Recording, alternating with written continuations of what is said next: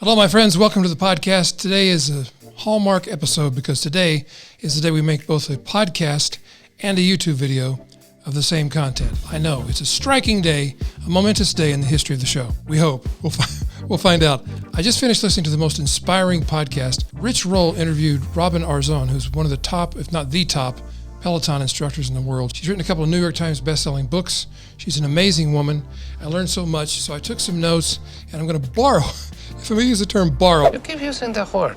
I don't think it means what you think it means. Borrow very liberally. I'm going to borrow a couple of things she said to build on today's podcast, which is about linguistic alchemy. I've used this term before, and I really think it applies to all of us who write copy or who write to influence. What is linguistic alchemy? Well, what is alchemy? When we think of alchemy, we think of turning base elements into gold, dirt into wealth. What does that mean for linguistic alchemy? It means we're using our language to construct a better reality for ourselves, for other people, for our customers, for our clients, for our teams, for the world.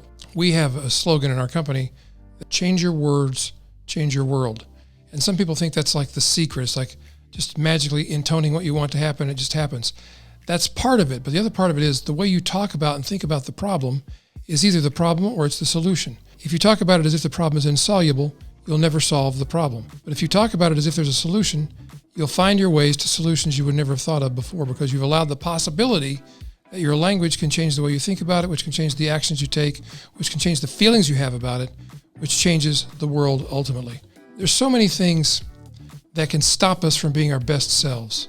And you might say, Ray, this is a copywriting podcast. Why the heck do you never talk about copywriting? My friend, I'm always talking about copywriting because copywriting is simply writing. And writing is simply the way we express how we see the world. Over the last 2.5 years, 3 years, have we not learned that there's more than one viewpoint from which to view reality? Have we not learned that there are people living lives that we don't acknowledge because we don't know the reality of what they deal with every day? I've learned it through the pandemic, as I'm sure you have. I've learned it through dealing with Parkinson's disease. Like I'm shooting this video this morning and I've got slight tremor going on. There was a time not that long ago I would never shoot a video showing myself with tremor because I was afraid of what people would think. Now I want people to think. I want you to think about what do you see when you see someone with a different bodily reality than you have? When someone who has an assistive device to get around, what do you think? Do you think less of them? I've encountered a couple of instances where I've been treated, I'm just going to put it mildly, disrespectfully because people sensed that I was not in a position to push back against them physically or verbally. That's given me a different perspective on how I treat other people. I've never thought of myself as a bully, but I have certainly disregarded people. I'm ashamed to admit it. I've disregarded people because of my assessment of their physical or mental state. It's deplorable. The only reason I'm sharing this is because I think it's important that we who have platforms talk about these things openly because it's the only way we're going to encourage other people to change. If we continuously put forth the idea that we are perfect in our lives and our viewpoints, we have perfect success, we have perfect relationships, we have perfect houses, cars, clothes, teeth, and people aspire to that reality, they're going to be bitterly disappointed. Haven't we learned enough to know that's true? If you want to play the long game, play the honesty game. Fear is what stops us from telling the truth. Fear is what stops us from telling the truth in our marketing, in our businesses, in our relationships. Fear is the mind killer, wrote Frank Herbert, who wrote Dune, probably the best piece of science fiction ever written. Fear also, my friends, can awaken your mind. Fear is the map to freedom. Why? Because once you face your fear, it no longer has power over you. Fear can show you the way to freedom by showing you the way to realizing you generate your own energy, you generate your own environment, you generate your own friends. You generate them or attract them, I should say, is probably a better way of expressing it, by being who you are. People are attracted to who you are, or they're attracted to who they think you are. Now, this is where this false identity on social media really stabs people in the back. It's a self-inflicted wound. They paint this picture of who they are, and when people get close to them, people find out that's not who they are at all. And now they're not only not attracted to you anymore, they're repelled by you. Don't do that. Don't lie. Lying is not okay. It's not okay in your marketing. It's not okay in your life. Frankly, I have adopted a radical policy of radical honesty.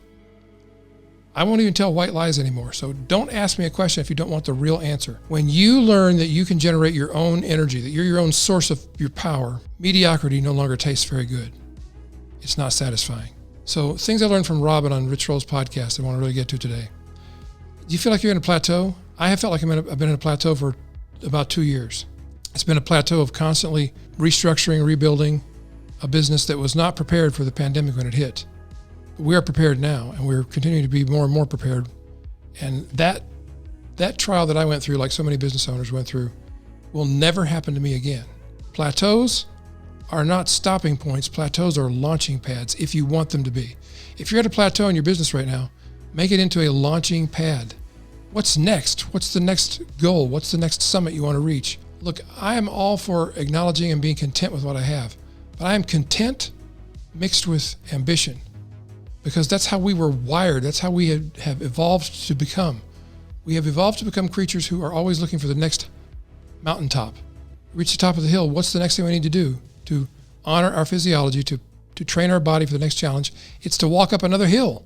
That's why those who are achievement-oriented are that way. I believe we're all wired that way, and that's why when we become despondent, when we become lethargic, when we become sedentary, that's why we lapse into depression, because inside our soul knows this is not what I was made for. I was not made to lie around in a warm pile of my own dung and just be satisfied with the way things are. Sorry to be so, no, I'm not sorry. I'm being graphic to make a point. That's what it's like. You may be comfortable in your life, but you may be comfortable because you're just in a big warm pile of shit, and it's comfortable and you've grown used to the aroma. Something to think about. Turn your doubts into defiance. Why do you doubt? What is doubt? Doubt is the fear that you may be wrong about something really important in your life. When I begin to doubt one of my core beliefs, I know what's going on. I'm afraid I'm wrong about that thing. If that's true, wouldn't you rather just know if you're wrong so you can adopt the correct belief? Wouldn't you? Don't you just want to know the truth? This is why I think not lying is so important. A good friend of mine, Doug Pugh, wrote a piece called The Hero's Fury, and it was all about one of my personal heroes, Ludwig van Beethoven. Beethoven, the greatest composer of all time, arguably the man who changed the face of music history forever with his Ninth Symphony, which is my favorite piece of music ever. He wrote it when he was completely deaf. He never got to hear a note of that symphony with his physical ears, but he heard them in his mind. And for anybody who doubts the fury that drove Beethoven, he was so furious with God, he wrote a long letter expressing that fury and hid it away for many, many years. And people listen to it like the Moonlight Sonata, and they think, oh, how beautiful, how peaceful.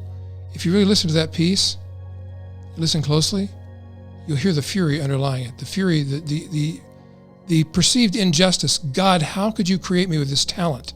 How could you give me this gift and then rob me by taking away my hearing? He was furious with his creator. And yet, without the challenge that was placed in his life, would he have had the character to produce the masterwork that he did? I don't think so. He is a hero, and he had justifiable fury. It's okay to turn your fear into fury. This is my last thought on linguistic alchemy. Remember, this is all about taking these phrases I'm sharing with you today and turning them into mantras for your life. The last one is own your voice and be fully you. And own your voice even if it's shaky, even if it's weak. I mean, one of the strengths I always carried with me throughout my career was I was in radio. I had a strong, resonant, deep voice. Compare my podcast today to my podcast from 5 years ago. My voice is almost unrecognizable. I will not stop speaking.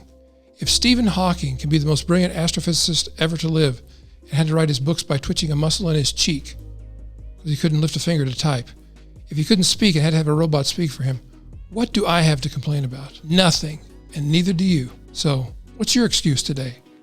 As my friend Doc Rock says, your excuses are fully valid. They're absolutely valid as long as you want that life, as long as you want to tolerate being a victim of other people's circumstances.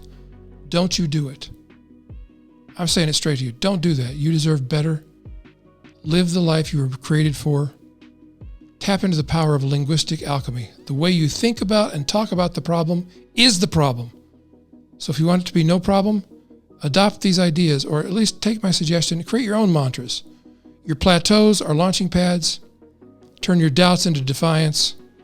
Turn your fear into fury. And own your voice and be fully you. It's the only thing you're good at anyway.